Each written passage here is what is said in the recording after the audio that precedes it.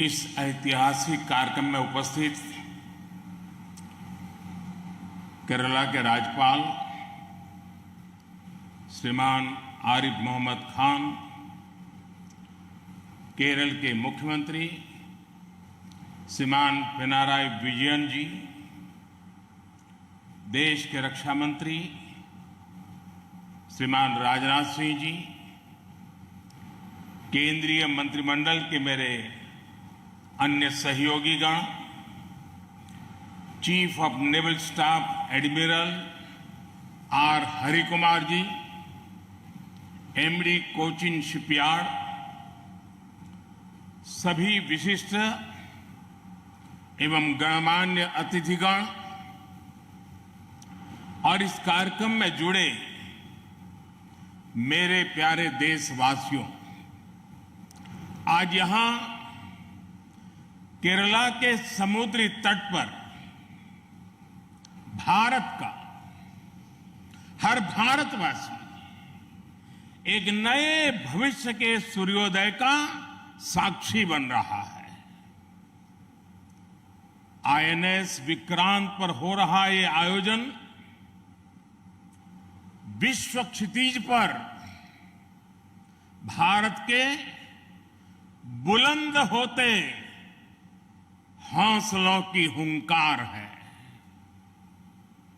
आजादी के आंदोलन में हमारे स्वतंत्रता सेनानियों ने जिस सक्षम, समर्थ और शक्तिशाली भारत का सपना देखा था, उसी एक सशक्त तस्वीर आज हम यहां देख रहे हैं। विक्रांत विशाल है, विराट है, विहंगम है। विक्रांत विशिष्ट है, विक्रांत विशेष भी है। विक्रांत केवल एक युद्धपोत नहीं है, ये 21वीं सदी के भारत के परिश्रम, प्रतिभा, प्रभाव और प्रतिबद्धता का प्रमाण है।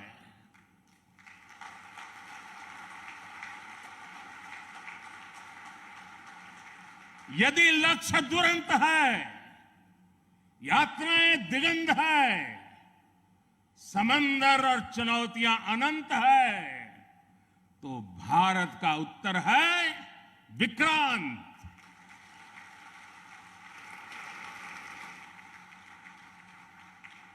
आजादी के अमृत महोत्सव का अतुलनीय अमृत है विक्रांत।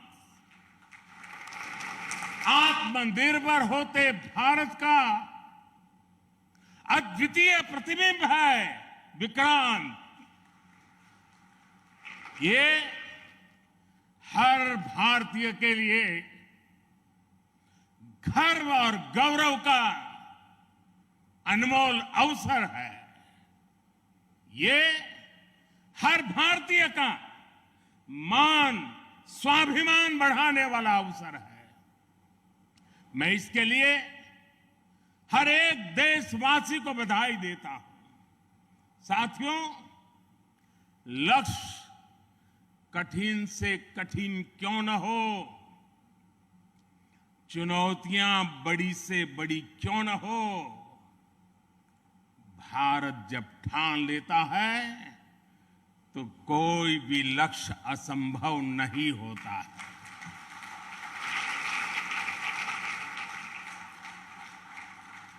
आज भारत विश्व के उन देशों में शामिल हो गया है जो स्वदेशी तकनीक से इतने विशाल एयरक्राफ्ट कैरियर का निर्माण करता है।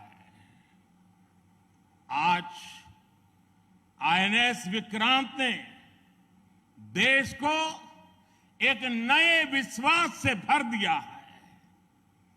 देश में एक नया भरोसा पैदा कर दिया है।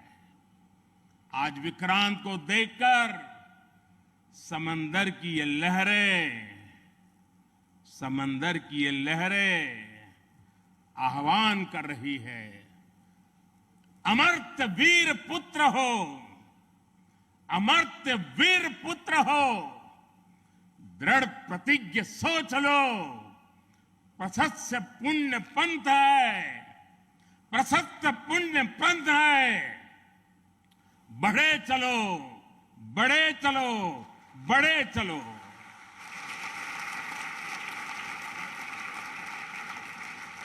साथियों, इस ऐतिहासिक अवसर पर मैं भारतीय नौसेना का कोचिन शिपयार्ड के सभी इंजीनियर्स, वैज्ञानिकों और मेरे श्रमिक भाई बहनों का अभिनंदन करता हूं, जिन्होंने इस सपने को साकार किया है। केरला की पुण्य भूमि पर देश को ये उपलब्धि एक ऐसे समय पर मिली है जब ओणम का पवित्र पर्व भी चल रहा है। मैं सभी देशवासियों को इस अवसर पर ओणम की हार्दिक शुभकामनाएं भी देता हूं। साथियों, आईएनएस विक्रांत के हर भाग की अपनी एक खूबी है, एक ताकत है, अपनी एक विकास यात्रा भी है। ये स्वदेशी सामर्थ्य, स्वदेशी संसाधन और स्वदेशी कौशल का प्रतीक है। इसके एयरबेस में जो स्टील लगी है, वो स्टील भी स्वदेशी है। ये स्टील डीआरडीओ के वैज्ञानिकों ने विकसित किया, भारत की कंपनियों ने प्रोड्यूस किया। एक युद्धपोत से भी ज्यादा एक तैरता हुआ एयरफील्ड है, एक तैरता हुआ शहर है। इसमें जितनी बिजली पैदा होती है, उससे 5000 घरों को रोशन किया जा सकता है। इसका फ्लाइट डेक भी 2 फुटबॉल ग्राउंड के बराबर है। विक्रांत में जितने केबल्स और वायर्स इस्तेमाल हुए हैं, वो कोची से शुरू हो तो काशी तक पहुंच सकते हैं।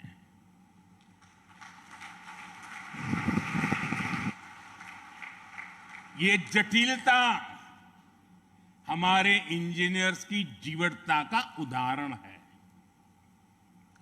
मेगा इंजीनियरिंग से लेकर नैनो सर्किट्स तक पहले जो भारत के लिए अकल्पनीय था, वो हकीकत में बदल रहा है।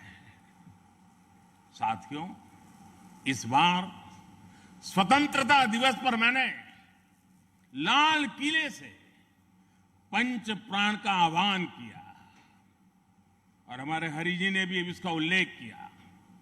इन पंच प्राणों में पहला प्राण है विकसित भारत का बड़ा संकल्प, दूसरा प्राण है गुलामी की मानसिकता का संपूर्ण त्याग, तीसरा प्राण है अपनी विरासत पर गर्व, चौथा और पांचवा प्राण है देश की एकता, एकजुटता और नागरिक कर्तव्य।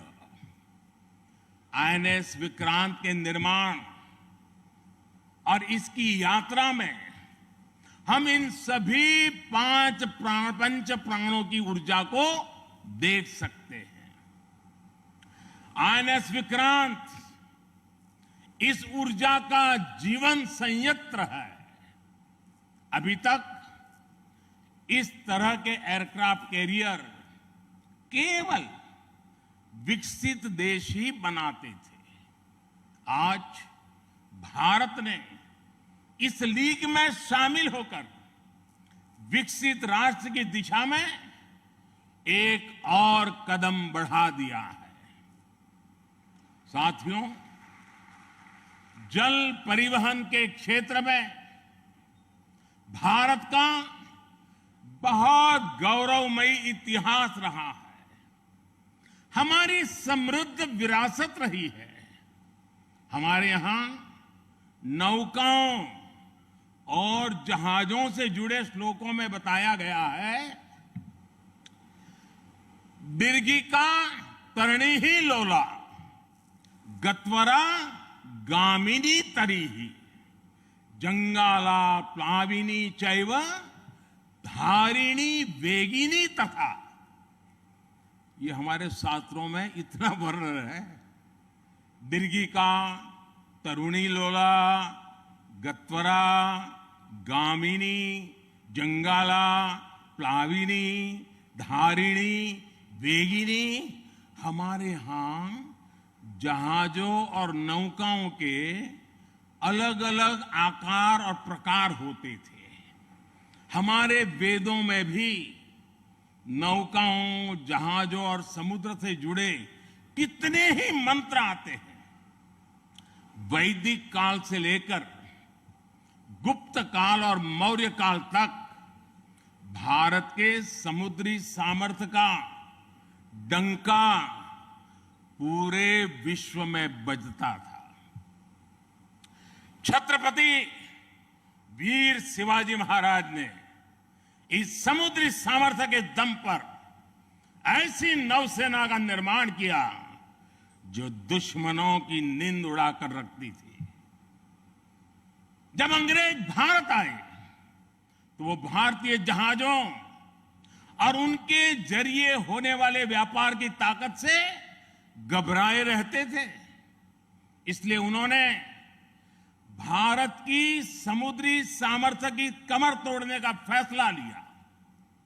इतिहास गवाह है कि कैसे उस समय ब्रिटिश संसद में कानून बनाकर भारतीय जहाजों और व्यापारियों पर कड़े प्रतिबंध लगाए दिए गए थे। भारत के पास प्रतिभा थी, अनुभव था, लेकिन हमारे लोग इस कुटिलता के लिए मानसिक रूप से तैयार नहीं थे। हम कमजोर पड़े और उसके बाद गुलामी के कालखंड में अपनी ताकत को धीरे धीरे भुला बैठे। अब आजादी के अमृत काल में भारत अपनी उस खोई हुई शक्ति को वापस ला रहा है। उस ऊर्जा को फिर से जगा रहा है। साथियों, आज 2 सितंबर 2022 की ऐतिहासिक तारीख को इतिहास बदलने वाला एक और काम हुआ है। आज भारत ने गुलामी के एक निशान, गुलामी के एक बोझ को अपने सीने से उतार दिया है।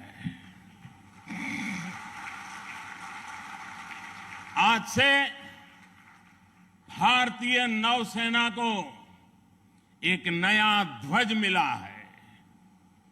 अब तक भारतीय नौसेना के ध्वज पर गुलामी की पहचान बनी हुई थी, लेकिन अब आज से छत्रपति शिवाजी महाराज से प्रेरित नौसेना का नया ध्वज समंदर और आसमान में लहराएगा।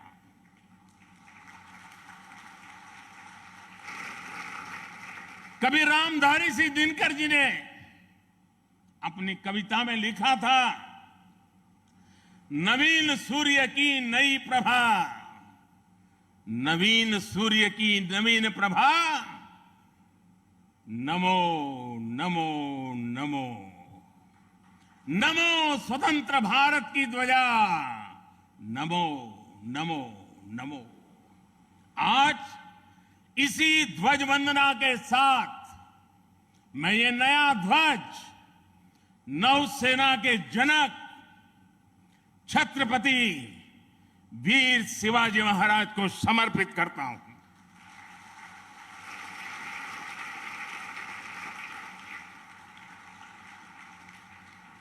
मुझे विश्वास है भारतीयता की भावना से ओतप्रोत ये नया ध्वज भारतीय नौसेना के आत्मबल और आत्मसम्मान को नई ऊर्जा देगा।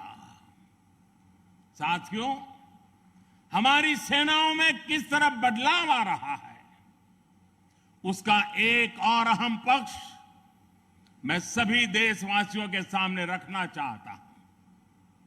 विक्रांत जब हमारे समुद्री क्षेत्र की सुरक्षा के लिए उतरेगा तो उस पर नौसेना की अनेक महिला सैनिक भी तैनात रहेगी। समंदर की अथाह शक्ति के साथ असीम महिला शक्ति ये नए भारत की बुलंद पहचान बन रही है।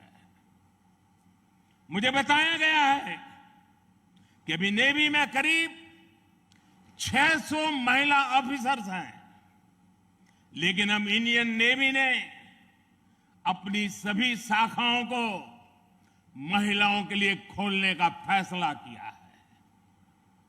जो पाबंदियां थी वो अब हट रही है। जैसे समर्थ लहरों के लिए कोई दायरे नहीं होते, वैसे ही भारत की बेटियों के लिए भी अब कोई दायरे या बंधन नहीं है।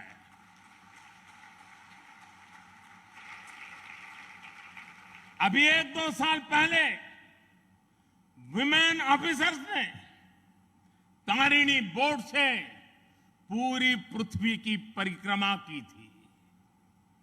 आने वाले समय में ऐसे पराक्रम के लिए कितनी ही बेटियां आगे आएगी, दुनिया को अपनी शक्ति से परिचित करवाएगी।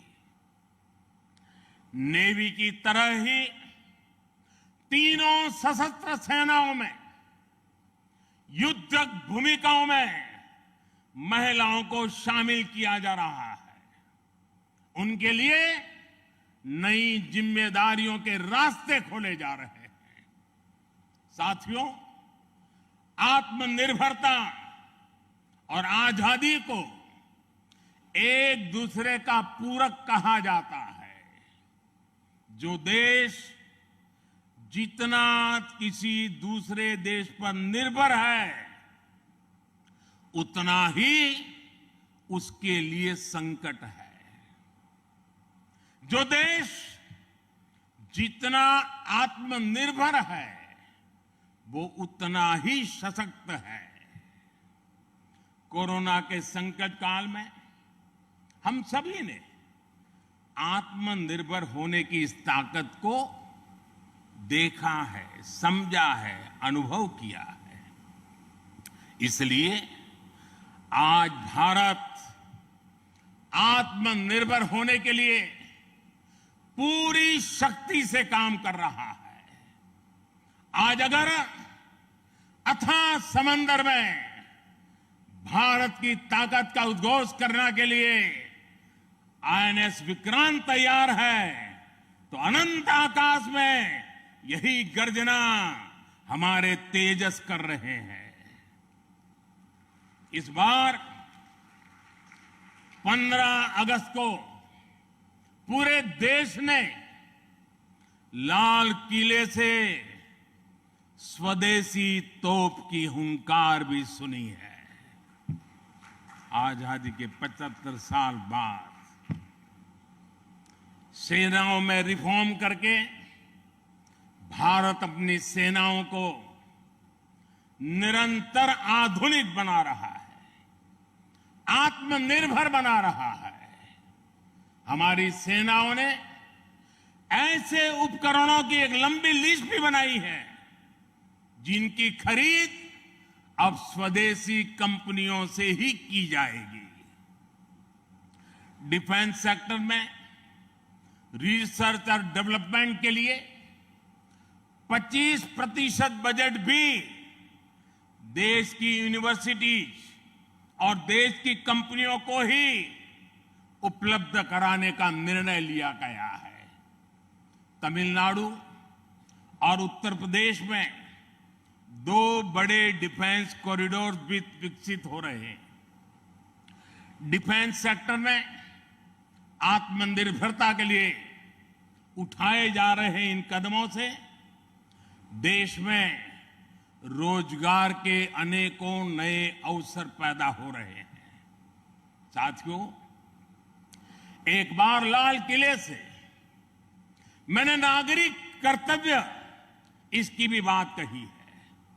इस बार मैंने उसको दोहराया भी है।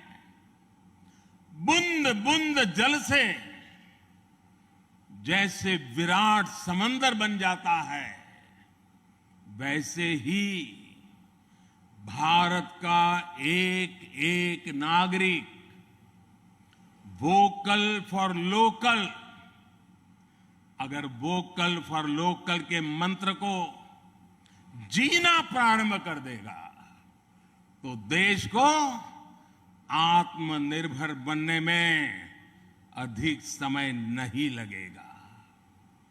जब सभी देशवासी लोकल के लिए वोकल होंगे तो उसकी गूंज सिर्फ भारत में ही नहीं बल्कि पूरी दुनिया में सुनाई देगी। और देखते ही देखते दुनिया के जो भी मैन्युफैक्चरर होंगे उनको भी मजबूरन भारत में आकर के मैन्युफैक्चरिंग के रास्ते पर चलना पड़ेगा। ये ताकत एक एक नागरिक के अपने आप में तजुर्बे में है। साथियों, आज जिस तेजी से वैश्विक परिवेश बदल रहा है, वैश्विक परिदृश्य बदल रहा है, उसने विश्व को मल्टीपोलर बना दिया है। इसलिए आने वाले समय में भविष्य की गतिविधियां और सक्रियता का केंद्र कहां होगा, ये भविष्य दृष्टि बहुत जरूरी हो जाती है। उदाहरण के तौर पर पिछले समय में इंडो पैसिफिक रीजन और इंडियन ओशन में सुरक्षा चिंताओं को लंबे समय तक नजरअंदाज किया जाता रहा, लेकिन आज ये क्षेत्र हमारे लिए देश की बड़ी रक्षा प्राथमिकता है। इसलिए हम नौसेना के लिए बजट बढ़ाने से लेकर उसकी क्षमता बढ़ाने तक हर दिशा में काम कर रहे हैं। आज चाहे ऑफशोर पेट्रोल वेसल्स हो, सबमरीन्स हो या एयरक्राफ्ट कैरियर्स हो, आज भारत की नौसेना की ताकत अभूतपूर्व गति से बढ़ रही है। इससे आने वाले समय में हमारी नेवी और मजबूत होगी। ज्यादा सुरक्षित सी लेन्स, बेहतर मॉनिटरिंग और बेहतर प्रोटेक्शन से हमारा एक्सपोर्ट, मैरीटाइम ट्रेड और मैरीटाइम प्रोडक्शन भी बढ़ेगा। इससे केवल भारत ही नहीं बल्कि दुनिया के दूसरे देशों और विशेषकर हमारे पड़ोसी मित्र राष्ट्रों के लिए व्यापार और समृद्धि के नए रास्ते खुलेंगे। साथियों, हमारे यहां शास्त्रों में कहा जाता है और बहुत महत्वपूर्ण बात कही जाती है, और जिस बात को हमारे लोगों ने संस्कार के रूप में जिया है। हमारे यहां शास्त्रों में कहा गया है, विद्या विवादाय, धनम मदाय, शक्ति ही परेशान परपीडनाय, खलस्य साधो विपरीतम एतत् ज्ञानाय दानाय च रक्षणाय। अर्थात दुष्ट की विद्या विवाद करने के लिए, धन घमंड करने के लिए, और शक्ति दुष्करों को प्रताड़ित करने के लिए होती है। लेकिन सज्जन के लिए ये ज्ञान, दान और कमजोर की रक्षा का जरिया होता है। यही भारत का संस्कार है। इसलिए विश्व को सशक्त भारत की ज्यादा जरूरत है। मैंने एक बार पढ़ा था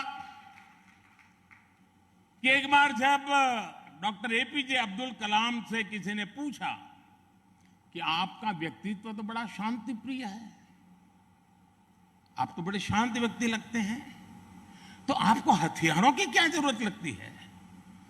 कलाम साहब ने कहा था, शक्ति और शांति एक दूसरे के लिए जरूरी है। और इसलिए आज भारत बल और बदलाव दोनों को एक साथ लेकर चल रहा है। मुझे विश्वास है, सशक्त भारत शांत और सुरक्षित विश्व का मार्ग प्रशस्त करेगा।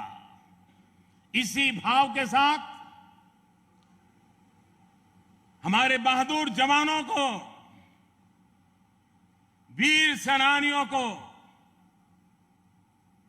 आदरपूर्वक उनका गर्व करते हुए आज के इस महत्वपूर्ण अवसर को उनकी वीरता को समर्पित करते हुए आप सबका मैं हृदय से बहुत बहुत धन्यवाद करता हूं। जय हिंद।